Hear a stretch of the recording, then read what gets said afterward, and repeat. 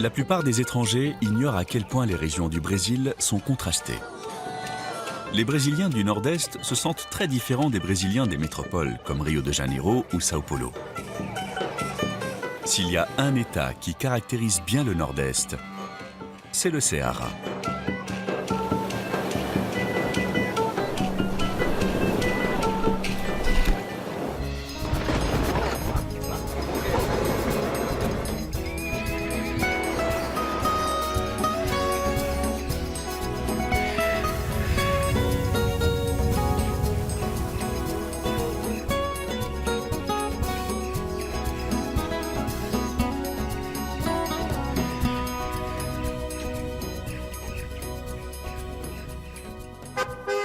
L'intérieur de l'État du Ceará se nomme le Sertão. C'est une région aride, couverte sur des milliers de kilomètres carrés d'une végétation broussailleuse comme ici. Mais la géographie du Ceará est bien plus riche que cela, avec des montagnes, une forêt tropicale et des kilomètres de littoral.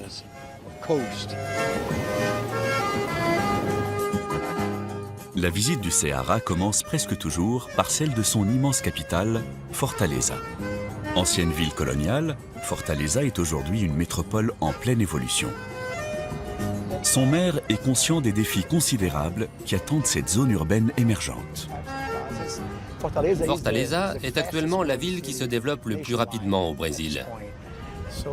C'est un défi en soi. La ville a accueilli beaucoup de migrants venus de l'intérieur et des zones rurales, surtout à cause de la sécheresse. Le Ceará connaît périodiquement de graves sécheresses. Cela a fait de Fortaleza la 5e plus grande ville du pays. C'est une ville attirante par sa situation au bord de l'océan et ses 33 km de plage. Mais il y a de fortes inégalités. Le défi majeur, surtout quand on gère cette ville, consiste à trouver comment réduire les inégalités sociales. D'ailleurs, nous sommes connus pour notre sens de l'hospitalité. C'est une des caractéristiques des natifs de Fortaleza. Les Fortalezenses, comme on dit ici.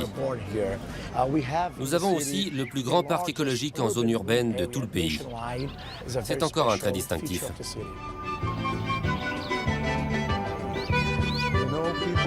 Mon ami Ricardo Bezerra est né à Fortaleza. Il est spécialiste d'urbanisme.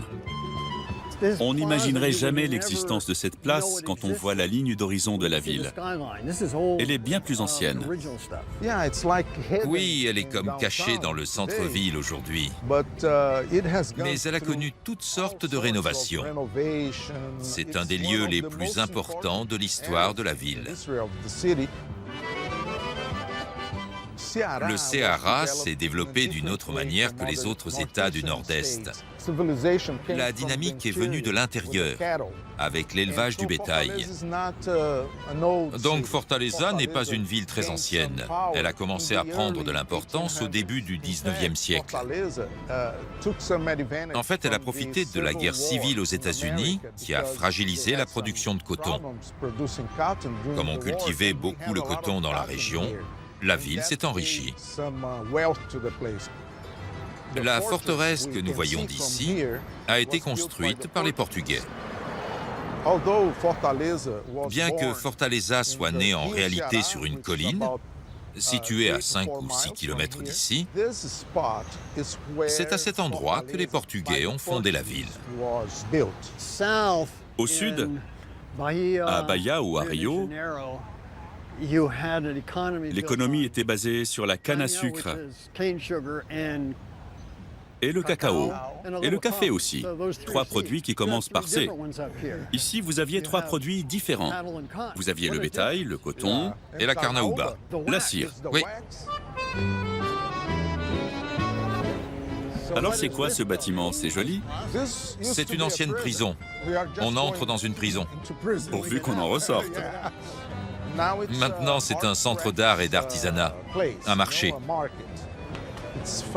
C'est drôle parce que c'était une prison, mais toutes ces courbes en fer forgé ont un côté poétique.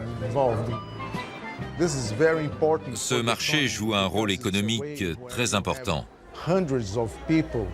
Il fait vivre des centaines de personnes.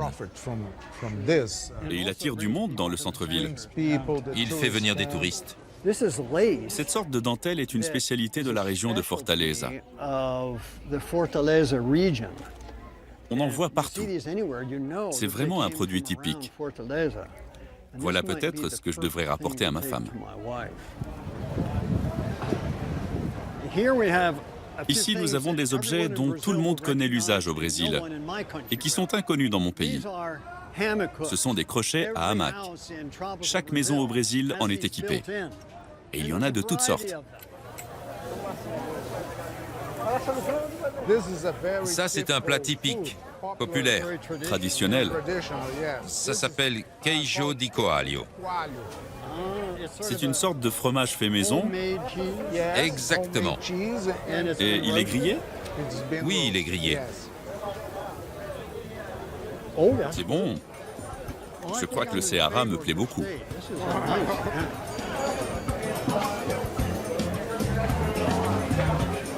Depuis le centre-ville et ses délicieux amuse-bouches, nous ne sommes qu'à 20 minutes de la plage et de ses restaurants. Cette plage s'appelle la plage du futur. C'est un endroit qui vaut le détour.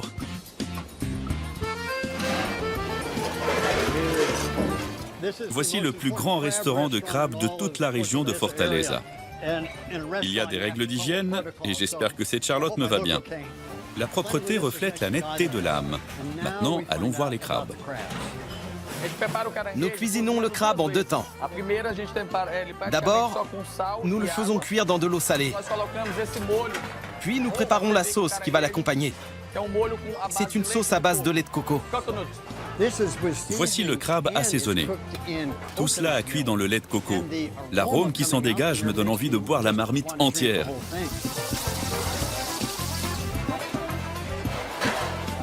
C'est un supplice de sentir toutes ces odeurs délicieuses. Ça, c'est un autre plat qui a beaucoup de succès ici. Le riz frit aux crevettes. C'est très bon. On peut voir les crevettes et je sens l'odeur de l'ail.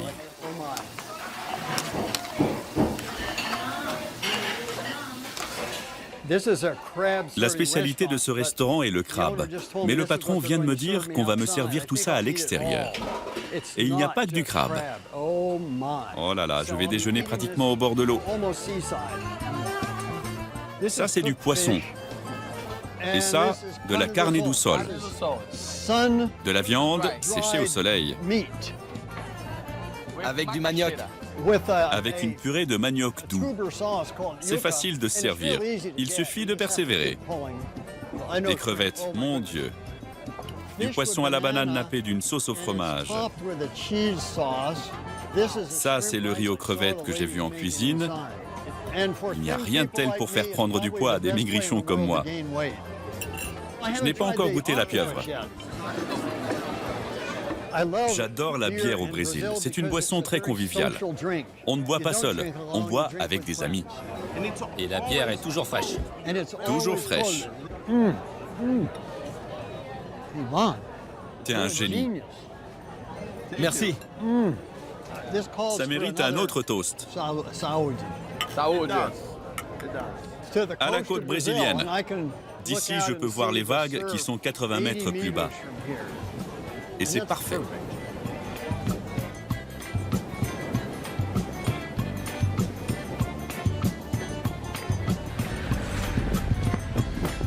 La plage et sa nourriture somptueuse contrastent avec la réalité de la majeure partie du Ceará. La différence saute aux yeux dès qu'on laisse derrière soi l'agitation urbaine. Voici une maison traditionnelle construite du temps où il n'y avait pas l'électricité. Le toit descend assez bas pour protéger la maison du soleil. C'est bien pensé. À l'intérieur, le sol est dallé. Ces pavés doivent être faits avec la même argile que les tuiles. Une immense pièce que les fenêtres agrandissent encore. L'air circule en permanence. L'océan n'est qu'à quelques kilomètres. Et les hamacs sont solides. Si vous avez envie de faire une sieste, vous accrochez votre hamac. Le soir, c'est pareil, puis vous le décrochez et libérez l'espace. Mon ami Ricardo m'a parlé d'un homme qui utilise les céramiques qu'on fabrique traditionnellement ici pour faire des instruments de musique. C'est une harpe. Elle est accordée selon la gamme naturelle. Il faut avoir du talent pour réussir à en jouer. La base est une partie d'un arbre de transmission ou d'un différentiel. Il recycle toutes sortes de matériaux. Nous sommes à Moita Redonda. C'est une région où on produit beaucoup de céramique. Cet art nous vient des Indiens. Il s'est transmis de génération en génération depuis si longtemps qu'il est difficile de dire où et quand il est né. On a toujours utilisé la terre cuite pour fabriquer des ustensiles. Fabriquer des sifflets en terre se fait depuis très longtemps, mais faire toutes sortes d'instruments ainsi, c'est très nouveau.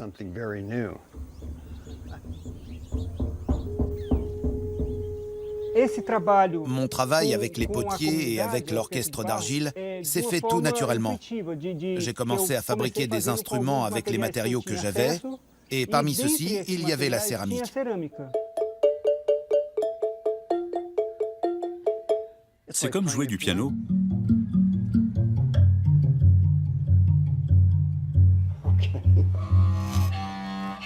Ça, c'est un violoncelle en terre. Le son est très proche de celui du violoncelle.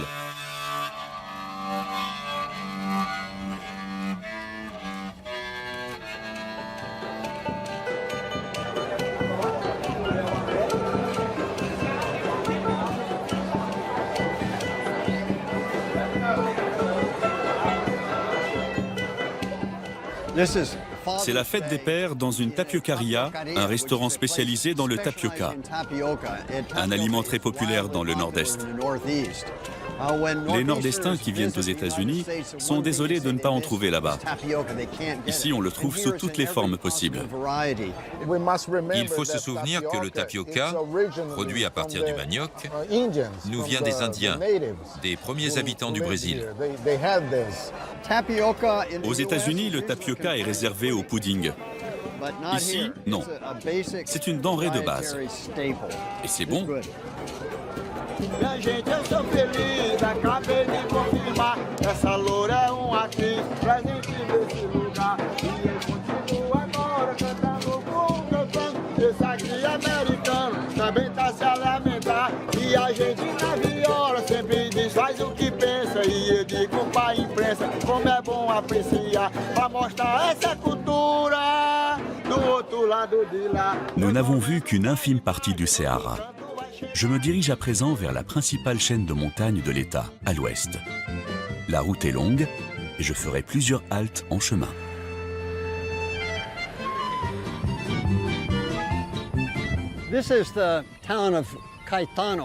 Caetanos est à quelques heures de route au nord-ouest de Fortaleza.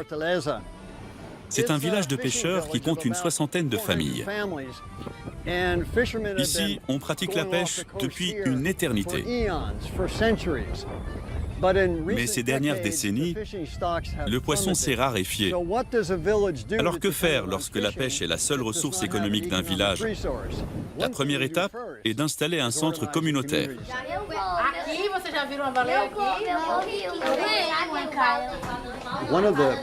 Un des projets les plus importants en tout lieu, mais particulièrement ici à Caetanos, est l'éducation des enfants. Cette école est le fruit d'un projet global qui prend de l'ampleur. On essaie d'apporter le maximum pour assurer l'instruction des enfants. Et c'est aussi devenu un petit centre communautaire qui accueille les adultes.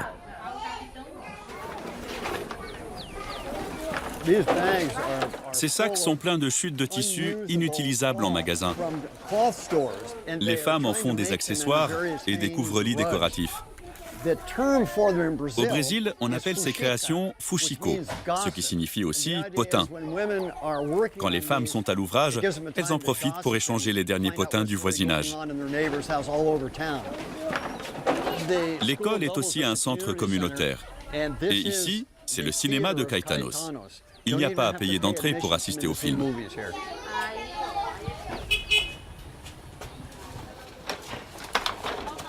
Nous sommes sur la route un lundi matin. Ce soir à Fortaleza, la fête battra son plein dans l'une des discothèques les plus célèbres et les plus folles du Brésil. Son propriétaire est sensible au sort des pêcheurs et soutient la communauté de Caetanos. La soirée du Pirata, lundi soir le plus fou du monde.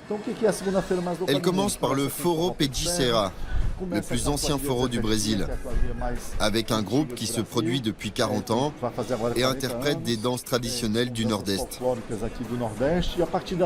Quand on a autant de succès et qu'on gagne de l'argent, il est impensable de ne rien faire pour les autres.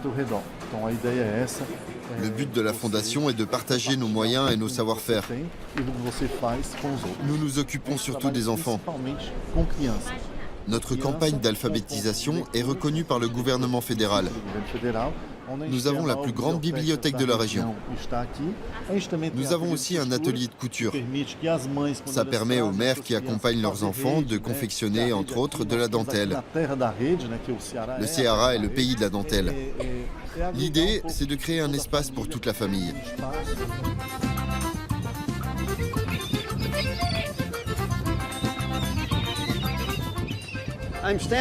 Je suis sur une plage de dunes protégée à 2 ou 3 kilomètres de Caetanos. Le vent souffle fort. C'est presque toujours le cas ici. Cette partie du Ceará est l'un des meilleurs endroits pour pratiquer le parapente ou le kitesurf. C'est la capitale mondiale du kitesurf. Le vent est toujours au rendez-vous. Ici, c'est le Hawaï du kitesurf. Ce qu'Hawaï est au surf, cette région l'est au kitesurf. Le littoral du Ceará offre en général les meilleures conditions possibles. Le plus agréable, c'est le contact avec l'eau et la nature.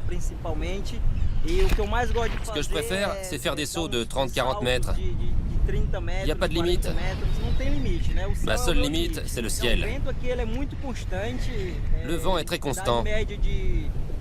Il est en moyenne de 20 ou 25 nœuds, du matin jusqu'à 6 heures du soir.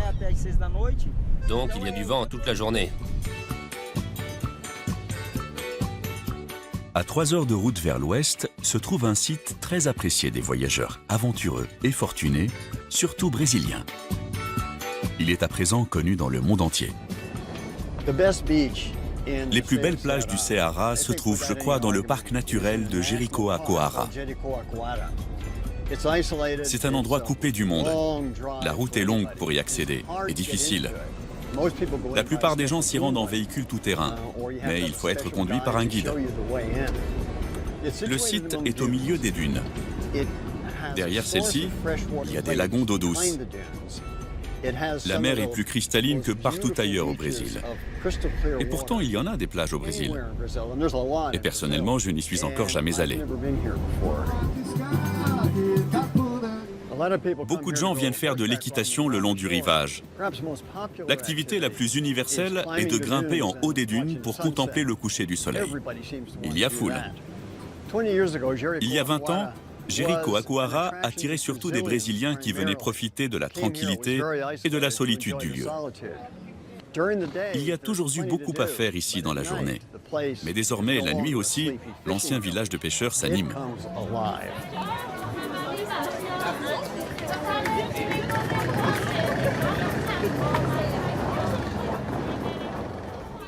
Une des bonnes raisons pour venir à Jericoacoara, c'est que c'est l'un des rares endroits où on peut voir des hippocampes, ces êtres étranges qui changent de couleur selon la plante à laquelle ils s'accrochent ou le fond sur lequel ils se trouvent. Le rare du camouflage les rend difficiles à apercevoir, sauf pour l'œil exercé d'un pêcheur. Moi, je n'ai jamais vu d'hippocampe sauvage. Les mâles portent les œufs fécondés dans une poche ventrale. Ce sont eux qui sont chargés de l'incubation et du développement des larves. Les rôles entre les sexes sont comme inversés. C'est une merveille de l'évolution. Nous quittons les gracieux hippocampes et gagnons les dunes sauvages. Apparemment, on ne peut pas traverser l'estuaire. Je ne suis jamais monté sur un bac en buggy. Mais c'est comme ça qu'on se rend de l'autre côté ici. Ça fournit du travail à la population locale. Et c'est très bien.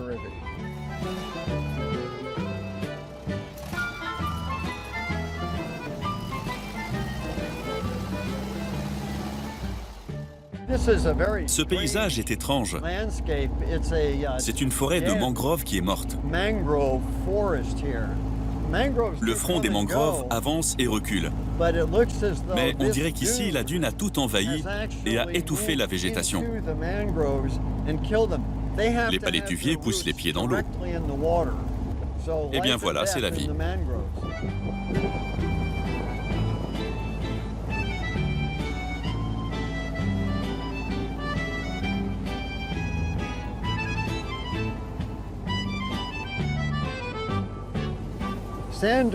Les dunes vont se déplacer et nous n'y pouvons pas grand-chose.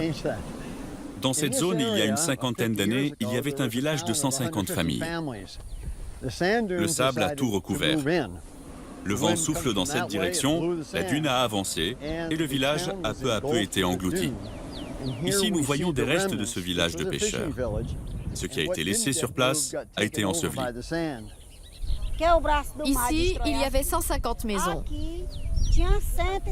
J'ai été baptisée dans l'église qui a été détruite par le sable et ensevelie sous la dune. C'est la colline que vous voyez là-bas.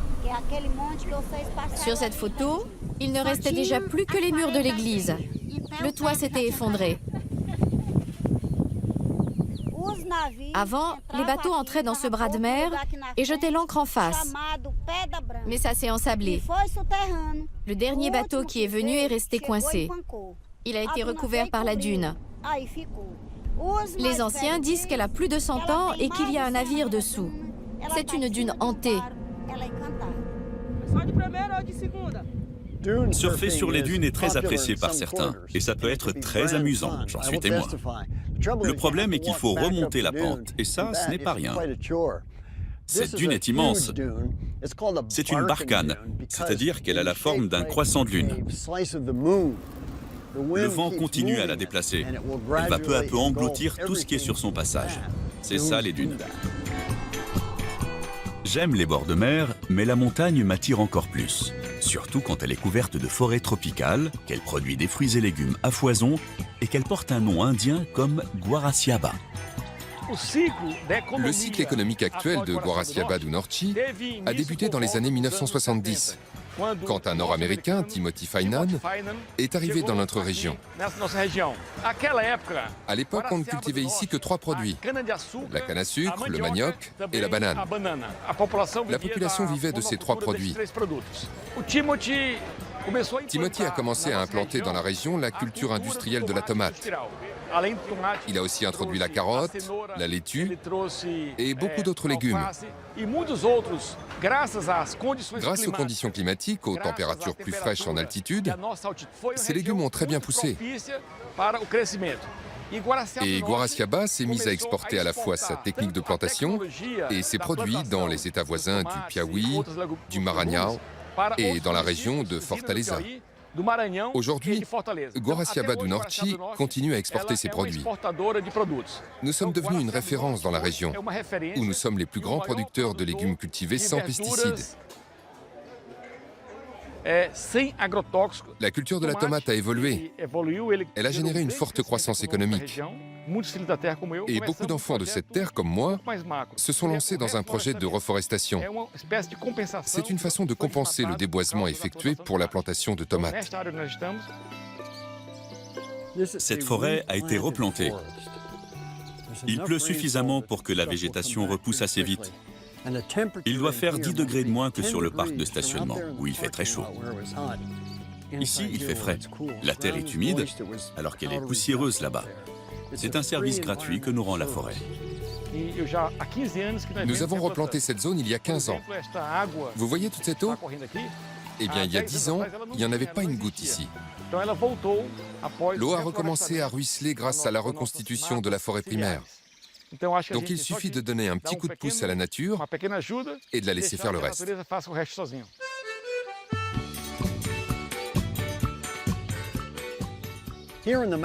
Ici, dans les montagnes, à l'extrémité ouest du Ceará, le climat est doux, l'air est frais et il pleut suffisamment. À Fortaleza, sur la côte et ailleurs sur le littoral, le climat est aussi agréable. Mais entre les deux s'étend sur plus de 300 km de large le Sertao, où la sécheresse peut durer des années, où on peut attendre la pluie pendant plus d'1 an. Cette plaine brûlante, à 700 mètres en dessous de nous, représente un défi majeur pour les urbanistes.